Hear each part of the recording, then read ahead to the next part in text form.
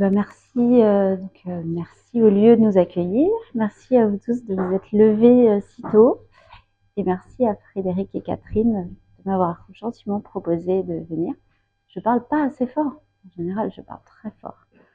Oui, mais là, on est dans un contexte un peu intime. Et en plus, j'ai un micro là, du coup, j'ai l'impression que ma voix est augmentée. Mais ok. C'était assez facile et à la fois pas facile du tout de raccrocher la thématique de rituel.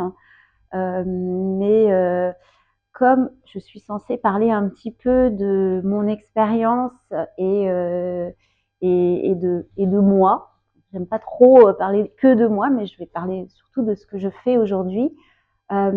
J'ai choisi d'explorer en fait la thématique du rituel dans le besoin de loisirs que nous avons tous et pour explorer un peu comment ces loisirs ou les rituels de loisirs avaient évolué dans les dernières années. Voilà, dans le domaine de la création essentiellement. Enfin, le domaine de la création est touché puisque nous sommes tous plus ou moins concernés et fabriquons des choses aussi qui nous ramènent à ces besoins de loisirs. Alors, peut-être pour commencer, ma photo, c'est pas très intéressant. On s'était dit avec Frédéric qu'on allait vous montrer juste une toute petite vidéo pour vous montrer ce que je fais aujourd'hui. Et après, comme ça, je ferai un petit retour vers le futur pour vous raconter comment j'en suis arrivée là. Et je précise aussi, parce qu'il faut rendre à César, que la petite présentation que j'ai concoctée hier soir très rapidement, parce que je rentre de vacances moi aussi, je me suis inspirée d'une présentation que nous avions fabriquée avec la fine équipe de Femmes Fatales, Thibaut là-bas à la porte, qui fait videur aujourd'hui, et dont l'associé Arnaud Desjardins, avec qui nous avions fabriqué une jolie présentation avec des visuels très inspirants. Donc voilà, ça m'a bien aidé pour concocter en vitesse cette petite présentation hier soir. Ça, c'est TeamLab. Vous avez dû reconnaître peut-être. Mais non, mais l'idée, ce n'est pas de parler que de nous. D'ailleurs, il y a à peu près, je sais pas, 5% d'images, même pas, qui concernent ce que je fais aujourd'hui. C'était plus de nous amener à voyager et à rêver ensemble à des terrains de jeu et des univers de possibles immersifs. Voilà. Vous l'aurez compris, on va parler pas mal d'immersif ce matin. Est-ce que la vidéo, elle est là? Ouais, Fred, du coup, j'appuie juste et puis ça la lance. Ok. Donc, ça, c'est un petit reportage que l'entreprise HTC a fait sur nous. HTC, donc c'est les constructeurs de casques VR. Vous excuserez un petit peu mon anglais qui n'était pas bon du tout ce jour-là.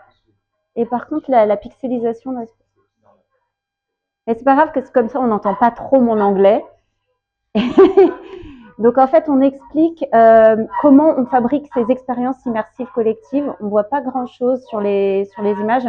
Ça, c'est un extrait de Gaudi, l'atelier de Gaudi. Donc on propose une visite un peu particulière de l'atelier de Gaudi. Ça, c'est Vincent, c'est mon associé, que certains connaissent ici. Et donc ça, c'est effectivement cette expérience qui nous emmène à la découverte du bonhomme derrière l'artiste, en fait, que beaucoup connaissent, mais moins de gens connaissent la personne qu'il est. Donc voilà, on parle un peu de tout le processus créatif et artistique qui nous permet de créer ces expériences. Je reviendrai un petit peu plus sur ce qu'on fait, mais donc là, effectivement, sans le son, c'est un peu plus... ça, c'est le troisième associé, c'est le créatif technologue de la société. Non. Nous, on fait que du HTC. On est que sur des expériences de colocation que ne permet pas aussi bien de faire Oculus. Vous voyez, on a un showroom dans le studio, on a toute une équipe de différents profils créatifs et technologues, mais c'est surtout des profils hybrides en fait entre les deux. On a inventé toute une grammaire en fait, une grammaire d'écriture autour de ces expériences immersives. J'y reviendrai un petit peu plus tard. Je continue à dérouler. Il faut... Non, celle-là, on va la zapper et on va aller directement... Voilà. Donc moi, je m'appelle Voyelle Acker. Ça fait 25 ans que je défriche et que j'explore ces nouveaux territoires de création. Et paradoxalement, j'ai démarré dans un univers audiovisuel qui n'était pas très interactif ni immersif, qui était la télévision. Mais pourquoi je repars de la télévision? C'est parce que la télévision, en termes de rituels, on ne fait pas beaucoup mieux. En termes de rituels de loisirs, en tout cas, ça a été, en tout cas moi qui suis née à la fin des années 70, c'était quelque chose qui était très important dans les familles. Alors paradoxalement pas dans la mienne, parce que moi j'ai travaillé pendant 15 ans à la télévision, mais je n'ai jamais eu d'appareil de télévision chez moi. Mais je faisais partie vraiment de quelques raretés. Quand j'étais à l'école, j'étais un peu la seule à pas avoir la télé. Mais alors du coup, je sais pas si c'est un espèce de réflexe, mais quand j'ai démarré ma carrière professionnelle, donc à la sortie, toute fraîchement sortie de mes écoles, donc j'ai fait une école de commerce, rien à voir. C'était juste parce que je ne savais pas quoi faire à 18 ans. Je sais pas vous, mais moi à 18 ans, je ne savais pas ce que je voulais faire. Et donc j'ai fait une école de commerce qui m'a permis de voir un peu plus large. Et ensuite j'ai fait un master à la Sorbonne qui était un master de droit et administration de la communication audiovisuelle, mais vraiment un peu par hasard. Les rencontres, l'envie de prolonger les études parce que je savais toujours pas ce que je voulais faire à la sortie de l'école.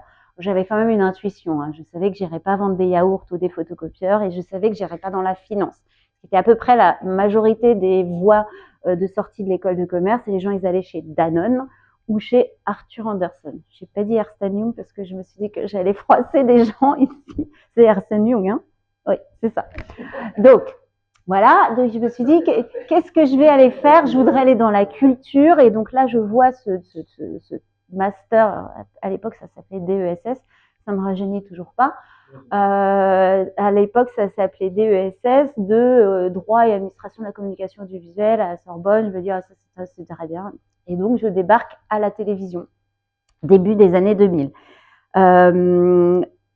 Et donc, ce que je voulais vous proposer aujourd'hui, c'était de parcourir un peu à vitesse grand V les genre 25 dernières années pour voir comment, en fait, dans l'univers de la création audiovisuelle, on avait embrassé ces nouvelles technologies pour transformer un petit peu les rituels en termes de consommation de loisirs audiovisuels. Encore une fois, moi, j'ai pas la prétention à traiter de tous les rituels, donc on va contingenter le domaine et on va rester là-dessus.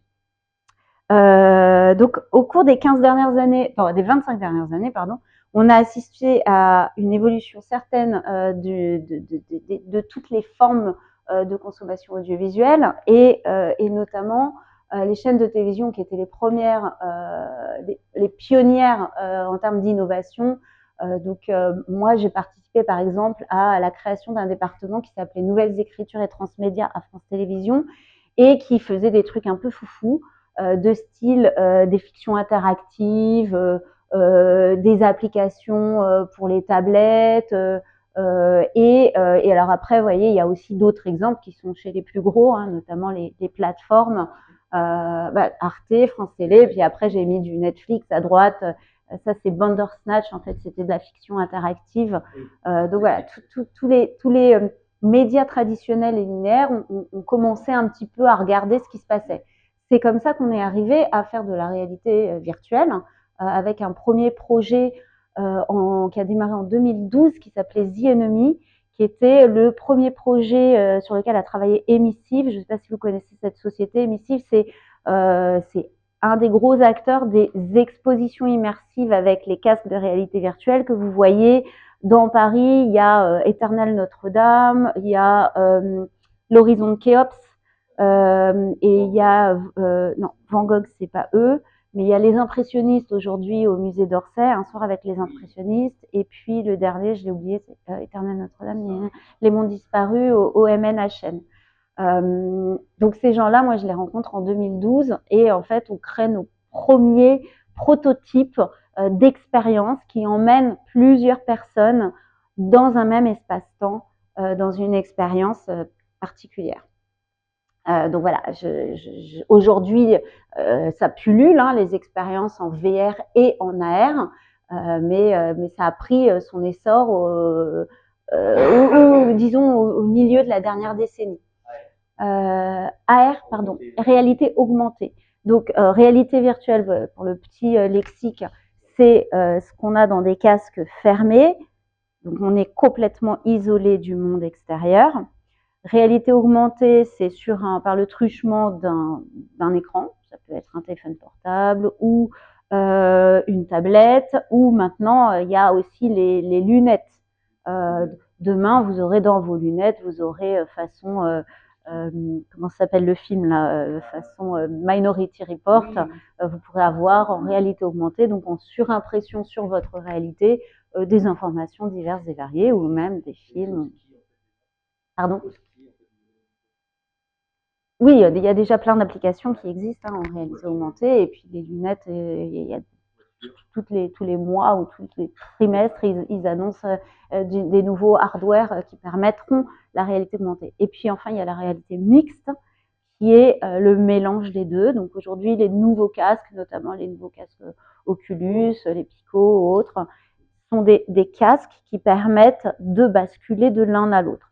C'est-à-dire, on voit à travers, on a le casque sur la tête, on peut voir l'assemblée ici, on peut rajouter des nouvelles informations ou des couches de visuels, et où on peut basculer entièrement dans un autre monde. Donc ça, c'est la réalité mixte, c'est le mélange des deux.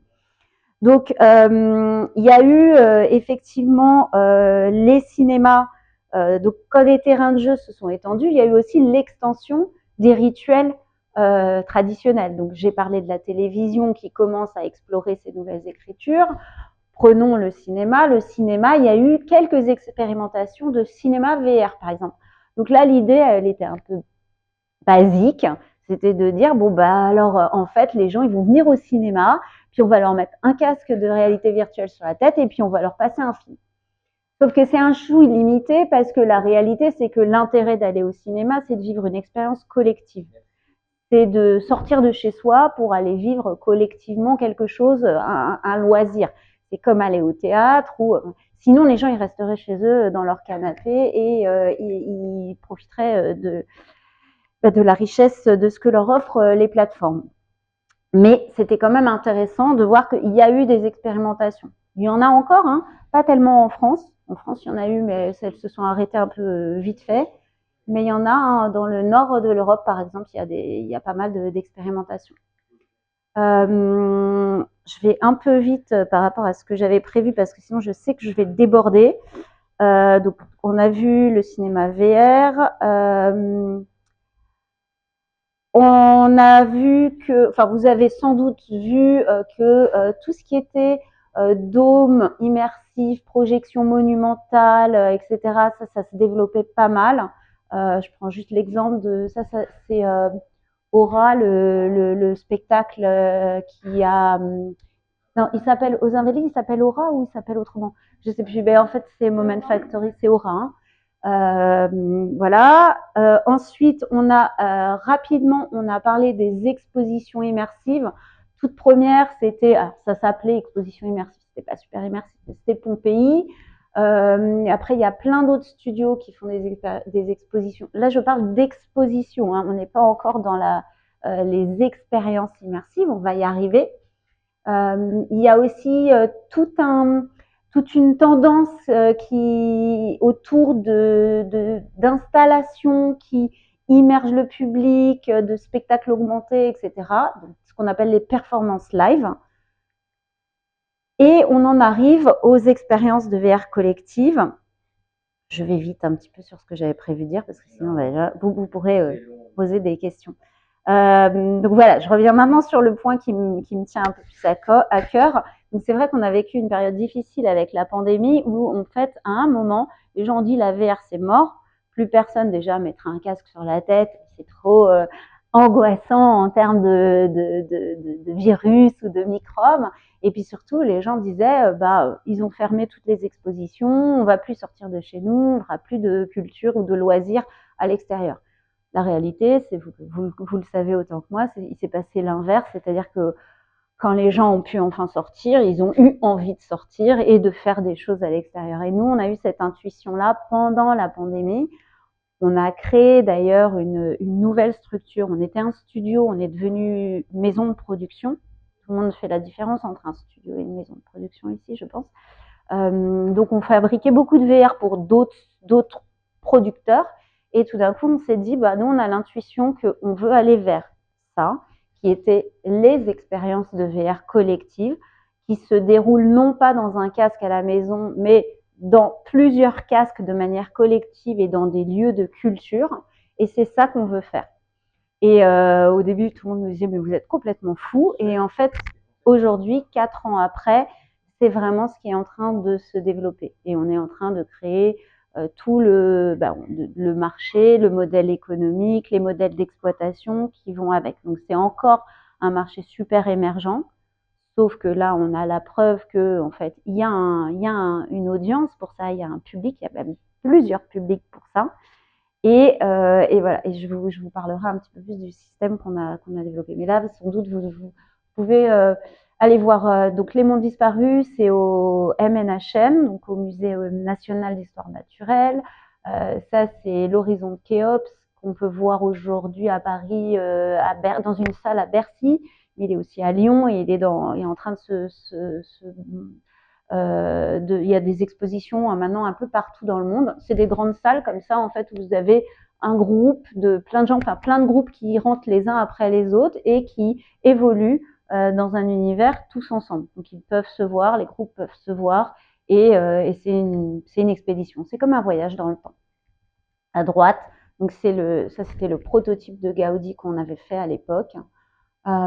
Et après, on peut complètement délirer sur l'extension du domaine des rituels. Un autre rituel, par exemple, le repas, c'est un rituel, on passe tous par là tous les jours. Aujourd'hui, il y a également des restaurants immersifs qui s'ouvrent, par exemple, mais il y en a plein d'autres. Le secteur muséal, on avait reconnu TeamLab tout à l'heure, mais il y a plein d'expos de partout, on a vu avec les casques VR, mais là, il y en a plein qui sont aussi sans casque VR. Et qui associent à la fois des studios et des acteurs publics. Ça, c'est nouveau. Palette Chaillot, MNHN, on l'a dit, le Louvre. Tiens, je peux faire encore un petit tribute à nos amis de Femme Fatale, là, en haut à droite, Joconde Immersive. C'est le travail de nos amis. Khéops, Mondes Disparus, Notre-Dame, voilà. Du coup, j'ai fait un peu vite sur un peu c'était une espèce de état des lieux, état de l'art. Et ce que je voulais peut-être, ce qui nous anime aujourd'hui, c'est bon, comment on crée ce marché, comment on crée cet univers, comment on crée en fait finalement le contexte du travail de mon studio et de mes équipes. Et donc, en fait, on est encore dans une phase où il faut faire énormément d'acculturation et de pédagogie. C'est-à-dire, effectivement, montrer des belles images comme ça qui donnent envie, montrer qu'il y a maintenant, aujourd'hui, des exemples. En fait, tant qu'on n'avait pas des chiffres, et les chiffres commencent tout juste à arriver, puisque les expositions dont je vous ai parlé là, elles tournent depuis 1 an, peut-être max 2 ans pour Khéops, qui était l'une des premières, mais qui en plus, il y a des nouvelles versions qui arrivent, donc qui sont un peu plus ergonomiques, un peu plus parfois interactives, fluides, etc.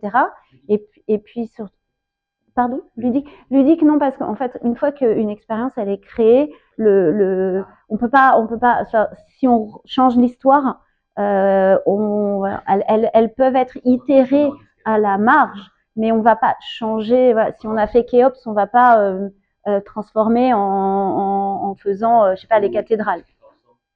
Avec plaisir. Avec plaisir. Ouais, mais je pense que même si mon exposé montre à dire que voilà, c'est très répandu, c'est encore assez grandement méconnu du public. D'ailleurs, je me rends compte que tout le monde ne fait pas exactement la distinction entre est-ce qu'il y a des casques, est-ce qu'il n'y a pas de casques, est-ce que c'est collectif, est-ce que les gens se voient. Quand on parle de VR, les gens ils pensent qu'on est assis dans un siège et qu'on est tout seul dans notre casque. Ils pensent que en fait c'est un film à 360. En fait, il y a tellement de particularités et d'expériences différentes. Ce qui nous a fait pas mal défaut pendant ces dernières années, c'est que souvent les gens, parfois ils ont fait une fois une expérience de VR et il faut dire que 9 trucs sur 10, voire 99 trucs sur 100, c'est mauvais. Dans les premières années, on avait des choses qui donnaient envie de vomir, des problématiques de motion sickness, ça marchait pas. Et surtout, une méconnaissance du média ou de l'outil qui permettait pas, en fait, aux équipes qui s'y exploraient, enfin qui s'y confrontaient, de vraiment maîtriser ce que permet l'outil versus ce qu'il ne faut pas faire. Donc en fait, on a passé des années à se prendre des murs, à tester des choses, à rater, à retester. Et c'est un peu l'essence même de nos métiers, c'est d'être en remise en question permanente. Même aujourd'hui, on a construit une certaine forme de grammaire pour ces expériences collectives qui marchent, mais elles marchent aujourd'hui en 2024. Je ne sais pas si on essaye de se construire un horizon ou un avenir assez on va dire moyen terme, mais aujourd'hui personne, que ce soit les émissives ou les backlight ou tous les autres studios ou même les institutions culturelles qui s'y exercent, enfin qui s'y confrontent ou qui s'y frottent, personne n'est capable de dire quel est le truc qui va marcher dans 5 ans ou dans 10 ans. Donc nous, on est par exemple, nous, un studio comme nous, on est en veille permanente sur les nouvelles technologies. On est en veille permanente sur la stabilité des formats ou des dispositifs qu'on propose au lieu, parce qu'on sait en plus que le domaine de la culture, c'est un mastodonte, c'est-à-dire c'est quand même des institutions qui ne se transforment pas du jour au lendemain, ne vont pas changer de modèle du jour au lendemain, qui ont en général, en ce qui concerne le hardware et l'équipement, très peu de moyens, bizarrement. C'est des grosses institutions qui ont beaucoup de moyens pour, par exemple, une exposition avec des tableaux, ça coûte extrêmement cher. Après, tu arrives et tu leur dis, bah nous, on a une expérience immersive, vous allez vivre la même chose, en plus tout le monde sera immergé, on va aller voir les tableaux, etc. Et ça coûte 1 million d'euros. Bah là, tu dis 1 million d'euros, mais c'est impossible. Donc en fait, en général, les institutions, elles mettent 10 000 balles, 15 000 balles sur les projets. Donc, autant vous dire que ça ne finance pas les projets. Mais on a cette obligation d'acculturation et de pédagogie des lieux qui fait que, à force de leur montrer, à force de produire et d'investir dans la technologie ou d'arriver avec des prototypes, même des proof of concept, pour leur prouver qu'il y a un public, il y a un modèle, et voilà, ils ouvrent une exposition, ils sont blindés. Alors, après, c'est pas forcément génial parce que du coup, en fait, ces expositions, bah, on les voit pas dans ces expériences, on les fait pas dans les meilleures conditions parce qu'en fait, typiquement, on arrive et puis il y a 80 personnes autour de nous en fait, on va passer l'expérience à essayer d'éviter de rentrer dans des gens. Ce qui est, nous, un modèle ce qui est un écueil que nous, on a choisi d'éviter, puisque nous, à la différence de ces grandes expositions où potentiellement à un moment, il y a 80, 100, voire plus personnes dans la même pièce, très grande pièce, on délimite des cellules virtuelles, et on laisse les gens entre eux. Donc les gens, au lieu de tourner dans un espace de 800 mètres carrés, ils tournent dans un espace de 100 mètres carrés, mais ils sont que entre eux. Un peu sur le modèle de l'escape game, où en fait, tu n'es que avec ton groupe. Souvent, un groupe, c'est une famille, un groupe de copains, un team building, un truc comme ça. Donc on est parti sur ce modèle-là, et ce qui évite que en fait les gens qu'on soit perturbés parce que en fait on est sans arrêt sorti de l'expérience parce qu'on ne peut pas rentrer dans les gens. Après, c'est la rançon du succès. Et finalement, je suis très contente que les grandes institutions culturelles soient confrontées à ce type de problème parce que c'est un problème de riche quelque part, dans le sens où il y a, ça montre que il y a une appétence du public pour ça.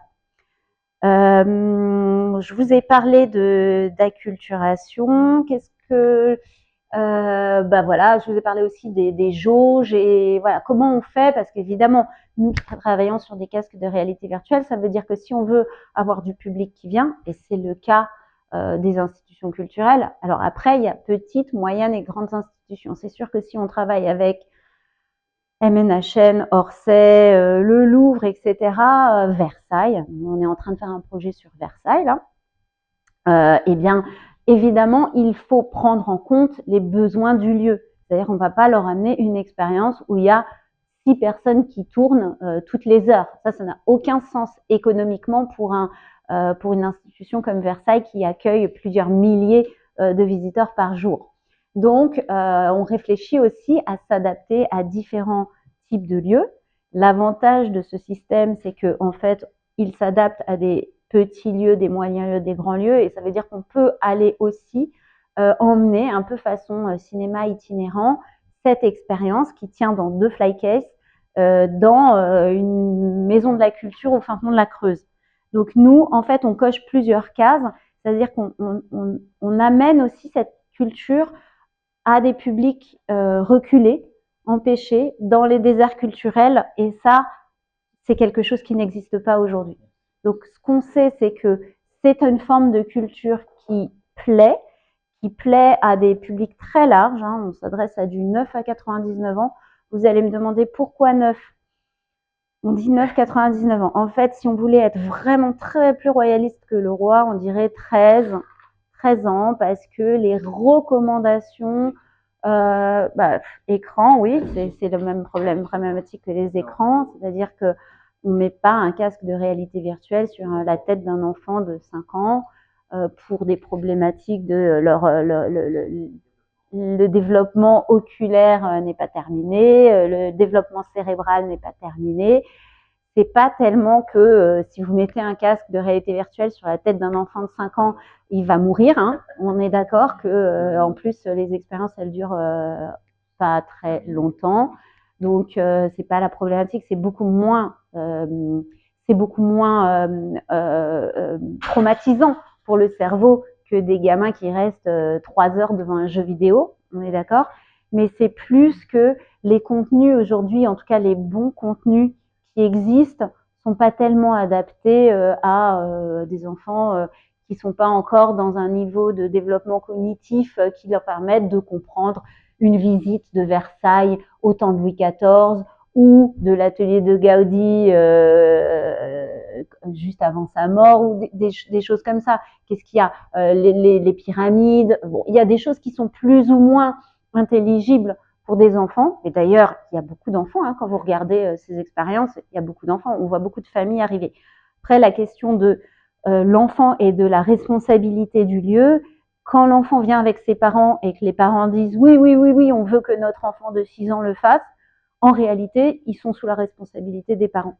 Mais nous, en termes de fabricants, de producteurs de contenu et l'institution en tant qu'exploitant du contenu, ne va pas inciter des enfants de 6 ans à le faire. Bon, du coup, c'était ma petite explication sur l'étendue, enfin, la largeur du public.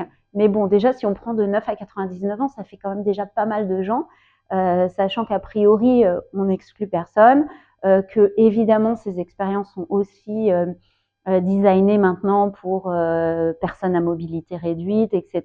Voilà, tout ceci est pris en compte pour n'exclure à peu près personne de cette forme de culture. Voilà, qu'est-ce que je voulais vous dire encore, parce que je sais qu'on arrive au bout du temps.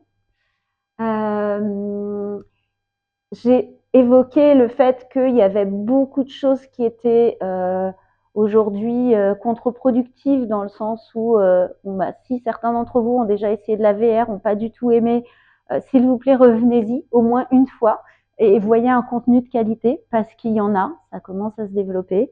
Mais c'est important d'avoir un niveau d'exigence qui soit très importante et aussi différenciante. C'est-à-dire que quelque chose que vous pouvez faire très bien avec un film ou une pièce de théâtre ou une exposition, je vous en supplie, faites-le comme ça. En fait, il y a des créateurs, des artistes, des réalisateurs qui viennent nous voir. J'ai une super idée, c'est ça mon histoire, là, je veux le faire en VR. Et nous, la plupart du temps, on leur dit, mais pourquoi tu veux le faire en VR? Oh, parce que c'est tendance, c'est les nouveaux usages, etc. Mais non, en fait, parce que la VR, il faut qu'elle ait vraiment un intérêt, une valeur ajoutée. Souvent, effectivement, il y a un supplément d'âme, il y a quelque chose qui fait que le point de vue, le fait d'immerger les gens dans la scène, avec un rôle plus ou moins actif, on peut être juste observateur, d'ailleurs la plupart du temps, dans Versailles, dans Gaudi, etc., même dans les impressionnistes, on est juste observateur. Alors oui, on a un guide qui nous dit « Allez, viens avec moi », mais la réalité, c'est que on est là, on se sent impliqué, parce qu'on est incorporé dans un avatar, parce qu'on a quelqu'un qui nous dit « Viens voir par là, je vais te montrer le truc », etc. Mais on est observateur de la scène.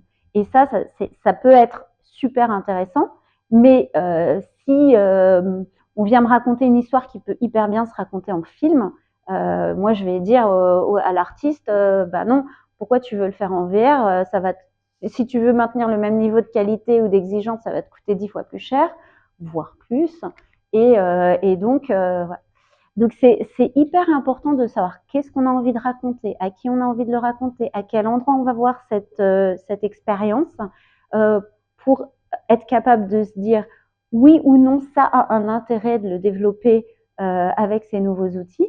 Et après, on accompagne, en fait, on a une équipe de création où on accompagne dès le début, en fait, l'artiste dans la fabrication, on dit souvent en mode lasagne, en fait, un projet d'expérience VR comme ça, d'abord, c'est une œuvre collective, c'est pas un artiste tout seul dans sa chambre, parce qu'en général, d'ailleurs, le réal ou l'auteur, le scénariste, il va être immergé au studio avec des directeurs artistiques, avec un narrative designer, avec éventuellement un game designer, avec des développeurs, des animateurs. Toute l'équipe va travailler en couches successives pour édifier la cathédrale, en fait. C'est jamais un scénariste dans son coin, ensuite un réalisateur, parfois c'est le même, mais souvent non, un monteur, un mec qui va faire le mix son, etc.